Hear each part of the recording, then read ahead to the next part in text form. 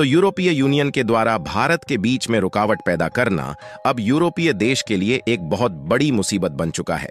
और यूरोप के 27 देश के साथ भारत का जो ट्रेड है उसे कमजोर करने के लिए यूरोपियन यूनियन ने जो कार्बन टैक्स लगाया है वह पिछले कुछ सालों से भारत के व्यापार को यूरोप के 27 देशों के साथ बुरी तरीके से प्रभावित कर रहा है। लेकिन यूरोप की यह मनमानी अब नहीं चलने वाली और भारत ने उनकी कमर तोड़ने की शुरुआत कर दी है,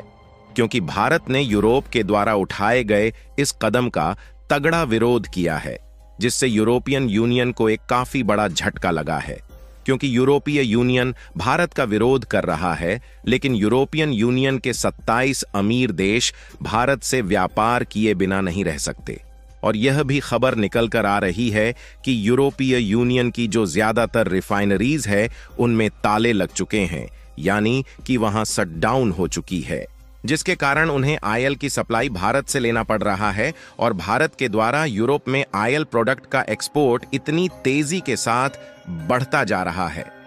भारत के द्वारा जो आयल एक्सपोर्ट है उसने पिछले 2 सालों के रिकॉर्ड को तोड़ दिया है और दुनिया में तनातनी के माहौल के बीच यूरोप में भारत के आयल एक्सपोर्ट के आंकड़े ने दुनिया भर को हिलाकर रख दिया है। आखिर यूरोपीय यूनियन की रिफाइनरीज क्यों बंद हो गई है और उन्हें भारत से ही आयल की सप्लाई क्यों लेना पड़ रहा है, और यूरोप के देश भारत पर इतने ज्यादा डिपेंडेंट हैं, तो इसके बावजूद उनके द्वारा भारत को रोकने के कदम क्यों उठाए जा रहे हैं, यह सारी जानकारी इस वीडियो में आसान शब्दों में आपको बताने वाले हैं। लेकिन आगे बढ़ने से पहले इस वीडियो को एक लाइक करके चैनल को सब्सक्राइब जरूर कर लीजिए, क्योंकि यह आपके लिए 1 सेकंड का काम है, लेकिन इससे हमारी काफी बड़ी मदद होती है। दरअसल देखा जाए तो पिछले कई सालों से यूरोपियन यूनियन के द्वारा भारत पर कार्बन टैक्स का नाम देकर स्टील, लोहे, सीमेंट और कुछ अन्य मेटल से बने प्रोडक्ट पर विशेष प्रकार की इंपोर्ट ड्यूटी लगाई जा रही है। लेकिन समस्या वाली बात यह है कि उनके द्वारा जो इंपोर्ट ड्यूटी लगाई जा रही है वह सभी देशों पर एक समान नहीं है, और उनके द्वारा इसमें टारगेट किया गया है भारत को, ताकि भारत का जो यूरोपीय देशों में एक्सपोर्ट है वह बुरी तरीके से कमजोर हो जाए। क्योंकि यूरोपीय यूनियन के द्वारा जिन प्रोडक्ट पर इंपोर्ट ड्यूटी लगाई गई है उन प्रोडक्ट को जब हम यूरोप के देश में एक्सपोर्ट करते हैं तो उसके लिए हमें एक्स्ट्रा चार्ज देने होते हैं, जिससे ऑटोमेटिकली जो सामान यूरोपीय देश में पहुंचते हैं उनकी कीमत बढ़ जाती है, जिसके कारण उन्हें ज्यादा महंगी प्राइस पर बेचना पड़ता है। यानी कि कीमत महंगी होने के कारण जाहिर सी बात है कि भारत से जो प्रोडक्ट यूरोप में भेजे जाएंगे उन्हें कौन ही खरीदना चाहेगा। और इनका यही टारगेट है कि भारत का जो एक्सपोर्ट है उसे किसी न किसी तरीके से कम किया जाए। इसीलिए ज्यादातर मेटल वाले और सीमेंट के प्रोडक्ट पर इनके द्वारा इंपोर्ट ड्यूटी पिछले कई सालों से लगती आ रही है और समय समय पर कार्बन टैक्स का नाम देकर बढ़ाया ही गया है।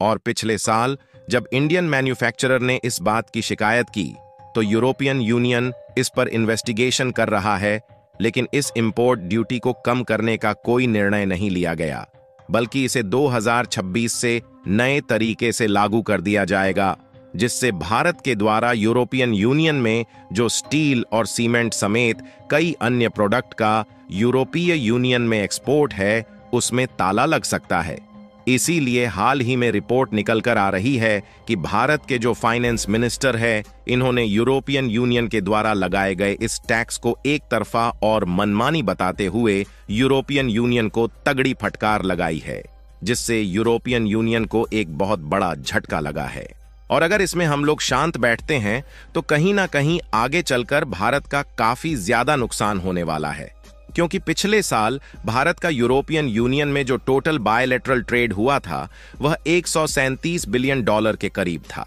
जिसमें करीब 61 बिलियन डॉलर के प्रोडक्ट को हमने खुद यूरोपियन देशों से इंपोर्ट किया है, और जो हम लोगों ने एक्सपोर्ट किया है उसकी वैल्यूएशन लगभग 75 बिलियन डॉलर के करीब है। यानी कि कुल मिलाकर देखा जाए तो हमने लगभग 14 बिलियन डॉलर का व्यापार मुनाफा कमाया है।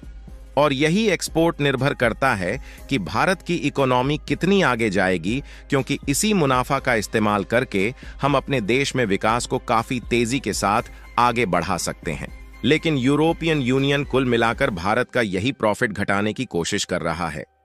और देखा जाए तो हमारे लिए यूरोप एक बहुत ही बड़ा एक्सपोर्ट डेस्टिनेशन है, लेकिन यदि उनके द्वारा भारत पर अलग अलग तरीके की इंपोर्ट ड्यूटी लगाई गई तो इससे भारत की इकोनॉमी पर भी असर पड़ेगा और कहीं ना कहीं यूरोपीय देशों की मंशा यही है कि भारत की जो आगे बढ़ने की रफ्तार है वह धीमी पड़ जाए। लेकिन शायद जब यूरोपियन यूनियन भारत के खिलाफ फैसला लेता है तो यह भूल जाता है कि भारत एक ऐसा देश है जहां से उनकी जरूरत भी पूरी होती है और भारत के बिना उनकी जरूरत भी पूरी होना संभव नहीं है। और भारत यूरोप की मदद किस तरीके से कर रहा है इसका अंदाजा आप इसी खबर को देखकर लगा सकते हैं, जिसमें बताया जा रहा है कि यूरोप की जो ज्यादातर रिफाइनरी है वह बंद हो चुकी है। इसके बाद डीजल, पेट्रोल और जेट ऑयल की सप्लाई भारत ही कर रहा है। यह बात जरूर ही सही है कि भारत यूरोपीय देशों में ऑयल की सप्लाई अपने फायदे के लिए कर रहा है, लेकिन दूसरी सबसे बड़ी सच्चाई यह भी है कि भारत उतना भी ज्यादा यूरोपीय देशों से फायदा वसूलने की कोशिश नहीं कर रहा है और हम लोग काफी सस्ते दामों में यूरोपीय देशों में ऑयल प्रोडक्ट की सप्लाई कर रहे हैं। लेकिन यूरोपीय देश इन सब के बावजूद भी भारत की अहमियत नहीं समझ रहे हैं और उल्टा भारत के एक्सपोर्ट को ही कमजोर करना चाहते हैं। आपको बता दें कि भले ही यूरोप के जर्मनी, पोलैंड और इटली के साथ साथ 27 देशों की गिनती अमीर देश में की जाती है, लेकिन यह इतने भी अमीर नहीं है कि भारत अगर इन्हें डीजल, पेट्रोल की सप्लाई बंद कर दे तो यह दूसरे देश से ले सकते हैं। क्योंकि जब से रूस और यूक्रेन के बीच युद्ध शुरू हुआ है तभी से अमेरिका ने रूस के ऊपर कच्चा तेल बेचने पर सैंक्शन लगा दिया है। क्योंकि जितने भी यूरोपीय देश थे साल 2022 के पहले कच्चा तेल रूस से ही खरीद रहे थे, लेकिन अमेरिका के द्वारा सैंक्शन लगाने के बाद इन देशों की हिम्मत नहीं है कि यह रूस से कच्चा तेल खरीदें। और ऐसे समय पर केवल भारत ही एक ऐसा देश है जो सैंक्शन के बावजूद भी सीधे रुपए में रूस के साथ ट्रेड कर रहा और सस्ते दामों में कच्चा तेल खरीद रहा है। और सस्ते दामों में कच्चा तेल मिलने के कारण ही हम लोग प्रतिदिन 45 लाख बैरल कच्चा तेल रिफाइन करते हैं और हमारी जरूरत खुद भी इतनी ज्यादा है कि 80% हिस्सा भारत में ही कंज्यूम हो जाता है और इसमें सिर्फ 15 या 20% ही क्लीन ऑयल हम दूसरे देशों में एक्सपोर्ट करते हैं। लेकिन पिछले महीने तो हमने रिकॉर्ड तोड़ दिया है और अकेले 15 लाख बैरल पर डे के हिसाब से कच्चा तेल यूरोप में ही एक्सपोर्ट किया है। फिलहाल ऑयल प्रोडक्ट का एक्सपोर्ट बढ़ने से हमारी कमाई तो हो ही रही है, लेकिन हम भी कहीं ना कहीं सस्ते दामों में यूरोप को कच्चा तेल देकर उनकी मदद भी कर रहे हैं और वह भी ऐसे समय जिस समय उनकी रिफाइनरी पूरी तरीके से बंद हो चुकी है। फिलहाल आपको भारत के द्वारा विरोध करने के बाद कार्बन बॉर्डर टैक्स को यूरोपियन यूनियन हटाएगा या फिर नहीं, अपनी राय कमेंट में जरूर बताएं